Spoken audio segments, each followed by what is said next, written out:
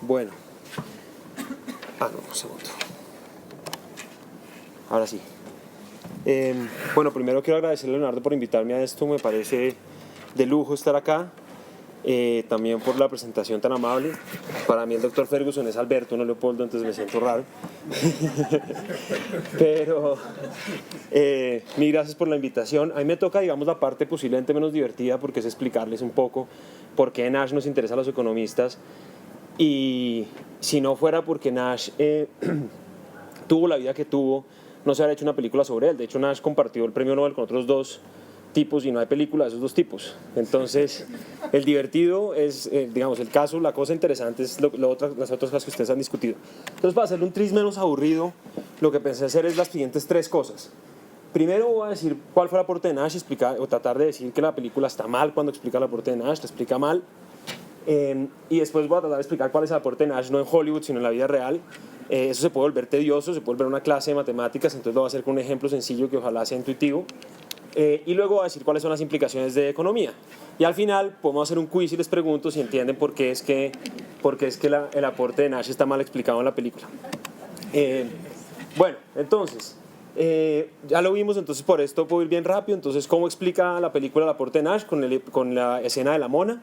Entonces, de golpe atrás no alcanza a ver que está... no, tienen allá las imágenes, el texto de abajo. Entonces, están los amigos de Nash citando a Adam Smith diciendo que en la competencia la ambición individual es buena para el bien común. La traducción de eso es a ver quién se levanta la mona, ¿cierto? Después, entonces, está Nash así. La traducción de eso es Nash piensa. Después vemos a Nash echando su carreta de que la historia de Adam Smith requiere revisión, que si todos empiezan a luchar por la mona, entonces ninguno se van a estropear uno contra otro y ninguno se va a quedar con la mona y después ninguna de las otras va a querer estar con ninguno de los amigos porque a nadie le gusta ser segundón. La traducción de eso básicamente es apliquémosle a la mona el látigo a la indiferencia y quedémonos con las otras. Y en efecto, pues Nash se imagina que ya están después al final los cuatro con las otras y la mona está ahí desvaneciéndose triste y sola. Y el último pedazo de esto, sale Nash emocionado y la traducción de eso es tengo tema de tesis, por lo tanto me importa un pito la mona. Esa es una primera razón por la cual está mal la película, porque uno aunque esté escribiendo la tesis del doctorado, yo lo puedo decir por experiencia, a uno le sigue importando la mona, pero digamos, no es eso lo que quiero, no es la única cosa en la que está mal la película. Y la conclusión, digamos, que la película argumenta es la principal de Nash, según la cual el mejor resultado va a proceder no cuando la gente piense solamente en el interés individual, sino en el interés individual y en el grupo. Pero ya veremos que eso no es propiamente lo que estaba o lo que aportó Nash. Entonces, ¿qué aportó Nash? Si lo digo de la forma aburrida, según la Real Academia Sueca de las Ciencias, introdujo la distinción entre juegos cooperativos en los que se pueden hacer acuerdos vinculantes, que es la traducción de Binding Agreements, y juegos no cooperativos en los que no se pueden hacer esos acuerdos vinculantes. Además, inició todo un programa para reinterpretar los segundos, es decir, los juegos... aquí está mal escrito, para reinterpretar los juegos cooperativos en términos de los juegos no cooperativos. Eso suena, no se entiende nada, creo que intencionalmente para eso esta es la forma aburrida de plantearlo. Desarrolló un concepto de equilibrio para los juegos no cooperativos, que ahora conocido como el equilibrio de Nash, es el que quiero explicar con un ejemplo. Y finalmente, aunque no fue el motivo por el que mereció el premio Nobel, hizo otra contribución a economía, que fue desarrollar una solución para juegos no cooperativos que se conoce como la solución de Nash. Eso fue un trabajo para una clase en pregrado y se convirtió en una cosa importantísima después en economía también. Pero la más importante es la que está en azul, que es el equilibrio de Nash. Entonces, ¿en qué consiste el tal equilibrio de Nash en juegos no cooperativos? Para eso voy a hacer un ejemplo que es clásico, que es el dilema del prisionero. Entonces, imagínense ustedes que la policía captura a Comba y a el doctor. En este caso, sí, no el doctor Ferguson, sino el doctor Javier Antonio Calle Serna, ¿sí? Y Comba, que es Luis Enrique Calle Serna, que es Comba. Los captura, pero solo tiene evidencia de que los tipos se robaron 2 bombom. No tiene evidencia sólida para ninguna otra cosa, es decir, es un supuesto realista para la justicia colombiana. Y supongan que el robo en bombón da 1 año de cárcel. Y entonces lo que hace la policía es que encierra a estos 2 prisioneros en 2 celdas distintas y les dice, le ofrezco la siguiente cosa: si usted confiesa los homicidios, le perdonamos la cárcel a usted y a su compinche le damos 20 años de cárcel. Ahora, si resulta que los 2 confiesan, logran meter a los 2, a cada uno, a 15 años de cárcel. Eso quiere decir que Comba y el doctor tienen una situación estratégica complicada. Cada uno en su celda está pensando en qué hacer y cómo le va a ir si hace cada una de las opciones que tiene disponibles. Entonces aquí están los pagos que recibe Comba, que está en rojo, según cada cosa que haga el doctor y según cada cosa que haga Comba. Si el doctor confiesa, que son esto aquí en las columnas, Comba dice, bueno, si yo confieso quedo con 15 años de cárcel y si no confieso quedo con 20.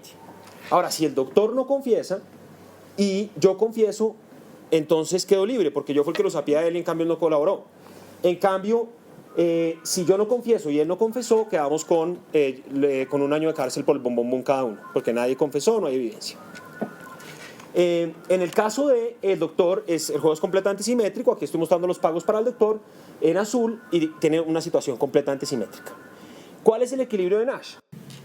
Si Comba confiesa, al doctor le conviene confesar, porque confesando tiene 15 años de cárcel en vez de 20. En cambio, si Comba no confiesa, el doctor compara 0 años de cárcel contra 1 año de cárcel y también concluye que confiesa.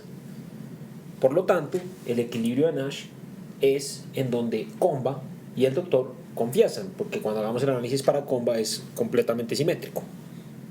Entonces, ¿cuáles son las características de este equilibrio de Nash? Y entonces ahora sí les puedo dar la definición que antes del ejemplo ahora sí aburrida, pero aquí ojalá ya sea más clara.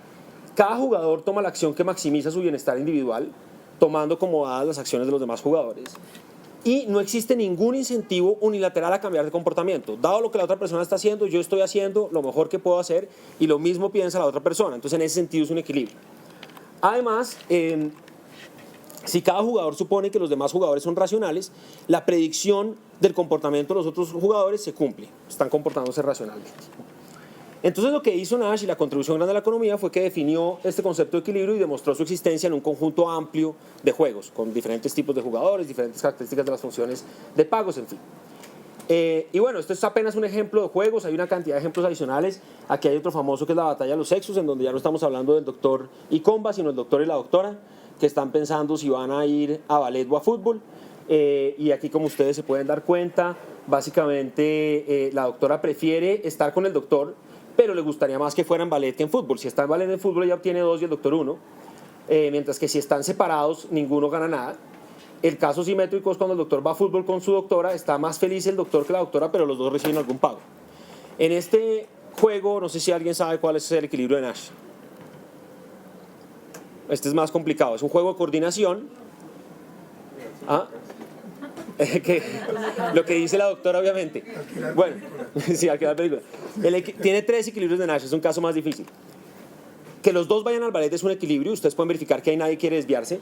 Que los dos vayan al fútbol es un equilibrio. Y también que cada uno vaya al espectáculo preferido con probabilidad de 2/3 y al espectáculo menos preferido con probabilidad de 1/3 también es un equilibrio. Podrían jugar y verificar que en ninguna de esas situaciones, dado lo que está haciendo la otra persona, yo quiero cambiar mi comportamiento. ¿Cómo es la tercera? Que cada uno dice, yo voy a veces a ir a ballet, a veces voy a ir a fútbol, y por ejemplo la doctora que prefiere el ballet al fútbol va 2/3 partes de las veces a ballet y 1/3 parte a fútbol. Y en el sentido, pues simétricamente lo hace el doctor con el fútbol.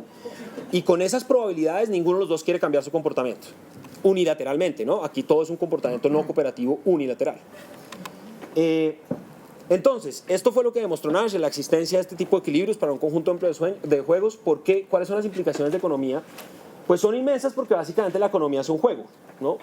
¿Qué es la economía sino la interacción entre agentes que tengan intereses disímiles, individuos, empresas, instituciones, países, que pueden tomar un conjunto de acciones y donde las acciones de los demás influyen sobre el bienestar de cada uno? Casi todo en la economía se puede plantear así como un juego. Entonces, les doy algunos ejemplos. La interacción entre empresas que compiten en un mismo mercado, un oligopolio es un juego entre empresas que están compitiendo en un mercado. La interacción entre el empleado y su empleador. La interacción entre la DIAN y los contribuyentes. La interacción entre unos vecinos que están decidiendo si aportan o no aportan un bien público. El problema que los economistas llamamos del free rider o del colinchado, que nadie quiere aportar un bien público, que más bien sea el vecino el que limpia el andén. La interacción entre un vendedor de un auto usado y los compradores. La autoridad monetaria, el Banco de la República y los ciudadanos. La interacción entre un prestamista y un prestatario. Un asegurador y sus clientes. Un congresista y los contribuyentes a su campaña. El Congreso y el presidente, en fin, todos los ejemplos que ustedes se les quieran imaginar, y aquí estoy metiendo al final unos ejemplos que van hacia mi último punto, y es que Lo de Nash no solamente fue clave para la economía, porque la economía todo es un juego, sino fue clave para que los economistas nos volviéramos imperialistas intelectuales, porque no solamente la economía es un juego, sino la vida es un juego. La vida son dilemas del prisionero, la vida son juegos de coordinación. Entonces, Nash nos ayudó a construir, es una herramienta para analizar los incentivos en cualquier tipo de institución, economía, social, política. Y Myerson, en este artículo que estoy citando acá, dice que prácticamente permitió volver a una definición que era más vieja de economía, en donde más que estar solamente especializados en el estudio de la producción y la asignación de bienes materiales, estamos concentrados en el análisis de incentivos en todas las instituciones sociales, y no solamente sociales, sino hasta naturales. Por ejemplo, con teoría de juegos se puede hablar de teoría de juegos evolutiva y vincular eso con el proceso de selección natural y qué tipo de acciones tienden a tener mejor fit a lo largo de muchos periodos en una población, y los biólogos utilizan teoría de juegos evolutiva. Entonces, bueno, eso es básicamente la contribución de Nash, una, la principal, la que fue más importante para merecerle el Nobel, y la razón por la que es tan importante. Y como les dije, bueno, el último es un quiz, no sé si alguien dada esta explicación, tiene una intuición de por qué será que lo que dice la película está mal. Yo no sé cuál es la respuesta, Sí. pero lo que uno intuye es... No, te lo aseguro. En esta no, en el currículo sí. Pero lo que uno percibe es que si todos desean a la mona es la que escoge. Ok, va por ahí. Es sencillo. Entonces, lo que los hombres deben hacer es que ponerse de acuerdo entre ellos de cuál sería su segunda opción, para que de alguna manera cada uno escoja esa y haya uno, el que tenga mayor posibilidad, que se quede con la mona, pero son los hombres los que escogen y no la mona. Va por lo de la mona, de que todos quieren a la mona, pero lo siguiente que dijiste sería parte de un juego cooperativo, en donde ellos se ponen de acuerdo y dicen quién es el que mejor chance tiene. O sea, Pero en Nash, en este tipo de juegos no cooperamos, sino que cada uno piensa individualmente. Pero va por lo primero que dijiste, todos quieren a la mona. Entonces, lo que planteó Nash como solución a sus amigos no es un equilibrio de Nash. Porque todos, después de que están 4 bailando con una que no es mona, sí, no tendría cualquiera de ellos un incentivo a desviarse unilateralmente y decirle a la mona: tú por qué estás tan sola, no quieres bailar conmigo, mira a estos compañeros míos guaches que te dejaron, no sé qué, ven, y se lleva a la mona. Entonces uno podría pensar que la solución que planteó Nash ahí no es un equilibrio de Nash, implicaría un tipo de acuerdo cooperativo que es difícil mantener a menos de que haya alguna creencia de que uno realmente se puede comprometer a hacer esos sacrificios por el grupo, ¿no?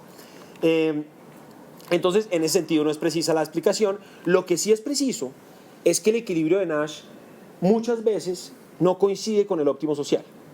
La cosa que se encuentra como lo que las personas de forma individual prefieren hacer unilateralmente y no se quieren desviar de esa acción, no necesariamente nos lleva a la situación más eficiente. Entonces, con el equilibrio de Nash, los economistas hemos podido aprender muchísimas razones y muchísimas instancias en donde en efecto falla la mano invisible de Smith, y no solamente en el ámbito del mercado, sino en todas las demás áreas en donde somos metidos y nos metemos a investigar cosas los economistas. Entonces, bueno, con eso termino. Gracias.